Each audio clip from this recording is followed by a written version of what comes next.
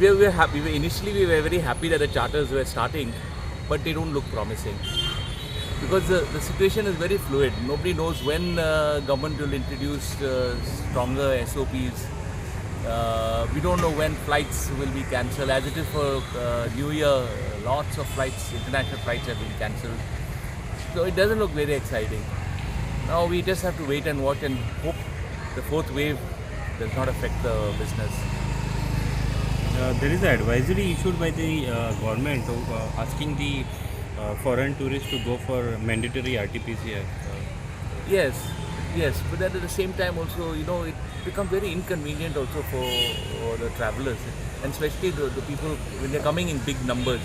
They have to stand in long queues for RT-PCR, wait for their result. It's not a happy start to your holidays. So, what changes should be done to streamline things? well, nothing can be done right now. Nothing can be done right now because we don't know. Like for example, today Europe, the situation is bad in Europe. We don't know what's going to happen in India. We don't know what's now. The only charters are coming from Russia. I mean, not from Russia, from Kazakhstan. But we don't know what is going to be the situation in Kazakhstan in a few days' time. So it's very, very fluid. We just have to keep our fingers crossed and hope that things improve. You think there should be more charter flights coming from other European countries, Russia and all that? Russia is out of the question now because Russia is very badly hit by the pandemic, and other countries also. The British bookings were very encouraging in the beginning.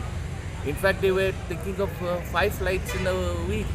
They are already confirmed 2, but now they have had to cancel their flights. The 49 slots, that was asked by the same charter from Kazakhstan. Yeah, they've asked for many slots. All of them have booked slots. I don't think slots is going to be a problem.